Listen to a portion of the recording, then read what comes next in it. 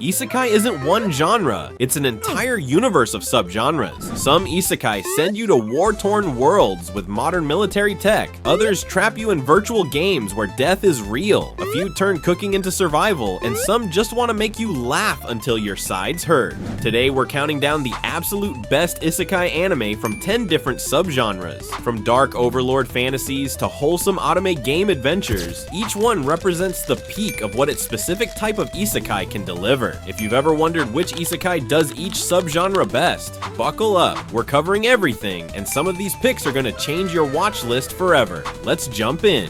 Starting with the funniest isekai ever made, Konosuba. When you think comedy isekai, this is the standard. Kazuma dies in the most embarrassing way possible, scared to death by a tractor he thought was a truck, and gets sent to a fantasy world with the literal water deity who mocked him. What makes Konosuba the best comedy isekai is that it ruthlessly parodies every isekai trope while still being a genuinely good fantasy adventure. Kazuma is weak, selfish, and has terrible luck. Aqua, the deity he brings with him, is useless, loud, and constantly causing problems. Megumin only knows one spell that drains all her mana and leaves her unconscious. Darkness is a masochistic crusader who can't hit anything. This party is a disaster, and that's exactly why it works. Every episode is chaos. Quests go wrong in the stupidest way. Kazuma develops a reputation as a scumbag despite being the most reasonable person in the group. Aqua creates debt wherever she goes. The show treats RPG mechanics as actual game mechanics, complete with stats, skill points, and completely broken class combinations. Konosuba proves that you don't need an overpowered protagonist or world-ending stakes to make a great isekai. Sometimes all you need is a dysfunctional party, terrible decisions, and comedy timing that never misses. It's the funniest isekai, and it's not even close. Next is the best otome isekai, My Next Life as a Villainess. Katarina Kloss hits her head and remembers her past life as a Japanese girl who loved playing the otome game Fortune Lover. The horrifying realization, she's been reincarnated as the villainess who gets exiled or killed in every route. What makes this the best otome isekai is Katarina herself. Instead of panicking, she decides to avoid every doom flag through sheer determination and chaotic energy. She learns farming in case she gets exiled. She trains with a sword in case she needs to defend herself. She befriends every character who might cause her downfall, completely oblivious to the fact that she's making all of them fall in love with her instead. Katarina's solution to being the villainess is to be so genuinely kind, so earnestly hardworking, and so hilariously dense about romance that she accidentally creates a reverse harem without even trying. The prince who was supposed to exile her, in love with her. The original heroine, also in love with her. Her adoptive brother, childhood friend, the prince's attendant. Everyone is obsessed with Katarina, while she's just worried about getting enough food if she's banished. My Next Life as a Villainess is wholesome, hilarious, and surprisingly heartfelt. It's the perfect anime isekai because Katarina's chaos creates genuine character development and relationships that feel earned. Plus, watching her internal council of emotions argue about every decision is comedy gold. For historical isekai, nothing beats Drifter. This anime takes legendary historical figures from different eras, samurai, warriors, military geniuses, and throws them into a fantasy world in the middle of a war. Shimazu Toyohisa, a samurai from the Battle of Sekigahara, gets pulled into this world and immediately starts causing chaos. What makes Drifters the best historical isekai is how it treats these legends. They're not just powerful, they're intelligent, strategic, and terrifyingly effective. Toyohisa's combat instincts are brutal and efficient. Oda Nobunaga, one of Japan's most famous warlords, applies real-world military tactics to fantasy warfare and revolutionizes how wars are fought. Hannibal, the legendary Carthaginian general, uses his tactical genius to outmaneuver enemies who have magic. The show doesn't soften history. These characters are products of violent eras, and they bring that mentality with them. Nobunaga sees the fantasy world as a new kingdom to conquer and immediately starts industrializing warfare. The conflict between the drifters, heroes, and the ends, villains who are also historical figures twisted by hatred, creates a war where strategy matters as much as magic. Drifters is dark, bloody, and unapologetically violent. It's historical isekai done right, respecting the real figures while letting them loose in a world where their skills can truly shine. If you want isekai with actual tactics, real consequences, and legendary warriors going all out, Drifters delivers. The best survival isekai is Grimgar of Fantasy and Ash, and it's the most realistic take on being trapped in a fantasy world. A group of people wake up with no memories in a world where they have to become adventurers to survive. But this isn't a power fantasy, it's a struggle. Grimgar shows what isekai would actually be like for normal people. Killing a single goblin is a life or death fight that leaves the party exhausted and traumatized. Money is tight, equipment is expensive, every decision about what to buy, better armor or food for the weak actually matters. When a party member dies, the group doesn't just move on, they grieve, they break, and they question if they can keep going. What makes Grimgar special is its quiet realism. There's no leveling system UI, no cheat skills, no overpowered protagonists, just people learning to survive through teamwork, small victories, and slow, painful growth. The animation is gorgeous, with watercolor backgrounds that make even brutal fights feel strangely beautiful. This is survival isekai at its purest. Every small accomplishment feels earned. Every battle is tense because there's genuine danger. Every character moment hits because you've watched them struggle for it. Grimgar proves that isekai doesn't need power fantasies to be compelling. Sometimes the most powerful story is just watching people survive and grow together. For betrayed isekai, nothing hits harder than the rising of the shield hero. Naofumi Iwatani is summoned as one of 4 legendary heroes, given a shield, and then immediately framed for a crime he didn't commit. Betrayed by the kingdom, abandoned by his party, and branded a criminal, Naofumi starts with less than nothing. What makes Shield Hero the best betrayed isekai is how Naofumi's growth feels earned through pain. He doesn't get revenge through overwhelming power. He earns respect through results. He saves villages that the other heroes ignored. He fights waves that the kingdom refuses to help with. He builds a reputation through actions, while everyone who wronged him slowly realizes they backed the wrong person. The relationship between Naofumi and Raftalia is the heart of the series. She starts as a traumatized slave child that Naofumi buys because no one else will party with him. Through mutual survival and genuine care, they become each other's reason to keep fighting. Naofumi gives her a reason to live, and she gives him a reason to believe in people again. Shield Hero is dark, emotional, and satisfying. Watching Naofumi rise from the most hated person in the kingdom to someone even the other heroes have to acknowledge is cathartic. This is betrayed isekai done right, where the protagonist doesn't just get strong, they prove everyone wrong through sheer determination and refusing to give up. The best dark isekai is Overlord, and it's not even a competition. Momonga gets trapped in his MMORPG as his max level undead Overlord character, Ain's Owal Gown, and instead of trying to be a hero, he decides to conquer the world. What makes Overlord the peak of dark isekai is that Ain's is genuinely terrifying. He's not misunderstood, he's not secretly good, he's an undead overlord who sees humans as lesser beings and makes ruthless decisions to secure his power. When a kingdom's army threatens his plans, he erases 70,000 soldiers with a single spell and turns them into undead servants. When workers invade his tomb, he uses them as test subjects for his guardian's abilities. The show doesn't shy away from the horror. Aintz's guardians worship him and carry out his orders with brutal efficiency. Demiurge creates torture farms. Shaltir kills without hesitation. Albedo's obsession with Ainz borders on madness, and Ainz himself, despite being a regular office worker mentally, has his emotions suppressed by his undead racial traits, making him cold and calculating. Overlord is dark fantasy at its finest. There's no redemption arc, no deep down he's a good person twist. Ainz is the villain, Nazarick is his empire of monsters, and the world is slowly realizing that an unstoppable force has arrived and there's nothing they can do to stop it. It's terrifying, and it's brilliant. For virtual isekai, the answer is Sword Art Online. Yes, it's controversial, yes, it has flaws, but SAO defined the virtual isekai genre and did it first, and the Aincrad arc remains one of the most compelling virtual world stories in anime. 10,000 players are trapped in a VR MMORPG where dying in game means dying in real life. The only way out is to clear all 100 floors of the floating castle Aincrad. What makes SAO work is the stakes. Every boss fight could mean permanent death. Every floor cleared is a victory earned through teamwork, strategy, and sacrifice. Kirito isn't just overpowered. He's a solo player trying to survive in a world designed for parties. His relationship with Asuna develops naturally through shared trauma and mutual survival. The floor bosses feel like actual raid encounters. The guild politics, the player killers, the psychological weight of being trapped, all of it creates genuine tension. SAO's first arc captured something special. The dream of living in a video game combined with the nightmare of being unable to escape. It inspired an entire generation of virtual isekai anime. Log Horizon, Overlord, and countless others owe their existence to SAO, proving the concept could work. Sword Art Online might not be perfect, but it's the best virtual isekai because it was the first to nail the formula. Everything else is standing on its shoulders. The best reincarnation isekai is Mushoku Tensei, and it's widely considered the gold standard of the entire genre. A failed 34-year-old man gets reincarnated as Rudeus Greyrat and decides to live his second life without regrets. What makes Mushoku Tensei the best reincarnation isekai is its commitment to genuine character growth. Rudeus isn't just powerful, he's flawed, traumatized, and has to actively work to become a better person. He makes mistakes, he faces consequences, he learns from failures. The series doesn't excuse his past life or his problematic behaviors. It shows him struggling to change. The world building is phenomenal. Every arc matters. Every character has depth. The magic system is detailed and consistent. The animation by Studio Bind is movie quality, and Rudeus' journey from a shut-in with no hope to a powerful mage, husband, and father is genuinely moving. Mushoku Tensei respects the isekai format while elevating it. It takes the power fantasy seriously, but never forgets the human story. Rudeus' relationships with Eris, Sylphie, and Roxy feel earned. His friendships with Paul and Ruijerd shape him. His failures and victories both matter. This is reincarnation isekai at its absolute peak. It's the series that proved isekai could be more than just escapism. It could be genuine, emotional storytelling about second chances and growth. For military isekai, Gate is unmatched. A mysterious portal opens in Tokyo and a medieval fantasy army invades. The Japanese self-defense force pushes through the gate and enters a world of dragons, magic, and kingdoms that fight with swords. And they bring guns, tanks, and modern military strategy. What makes Gate the best military isekai is watching modern warfare clash with fantasy. Attack helicopters versus wyverns, snipers versus mages, artillery versus medieval castles. The JSDF doesn't just win because they have better weapons. They win because modern military doctrine, logistics, and tactics are centuries ahead. Yoji Itami, the protagonist, is an otaku reservist who becomes a bridge between worlds. He treats the fantasy people with respect, learns their culture, and navigates diplomacy while his government uses him for political advantage. The show explores what happens when one world has overwhelming technological superiority but still has to navigate morality, politics, and the question of whether might makes right. Gate is controversial for its portrayal of the JSDF, but as a military isekai, it delivers. The tactics are smart, the battles are intense, the clash of civilizations creates fascinating moral questions. It's the best example of what if modern military went to a fantasy world, and it executes that premise brilliantly. And at number 1 for a specific niche, the best food/cooking isekai is campfire cooking in another world with My Absurd Skill. Makoda gets accidentally summoned and receives what seems like a useless skill, access to an online grocery store from modern Japan. What makes this the best cooking isekai is how it turns food into power without making it a combat series. Makoda can order Japanese ingredients, seasonings, and ready-made meals. In a fantasy world where food is bland, repetitive, and basic, Makoda's modern cooking is literally divine. He befriends Fel, a Fenrir, a legendary wolf, purely because the food is too good to leave. He gains the protection of powerful adventurers who just want to taste his meal. He makes deals with merchants, nobles, and even deities who are desperate for Earth's flavors. His useless skill becomes the most valuable thing in the world. The show is cozy, wholesome, and genuinely fun. Makoda isn't trying to save the world or build a harem. He just wants to travel, cook good food, and enjoy his second life. Watching him accidentally become wealthy and protected because everyone is addicted to his cooking is hilarious and satisfying. Campfire cooking proves that isekai doesn't need combat to be engaging. Sometimes the best power is making people happy through food. It's the perfect cooking isekai because it understands that comfort food can be just as powerful as magic. From comedy chaos to dark conquests, from survival struggles to wholesome cooking adventures, isekai has a subgenre for everyone. Each one of these anime represents the absolute best of what its specific type can offer. Which subgenre surprised you? Which one are you adding to your watch list? Drop your thoughts in the comments. And if you enjoyed this breakdown, hit that like button and subscribe for more isekai deep dives and anime recommendations. Catch you in the next one.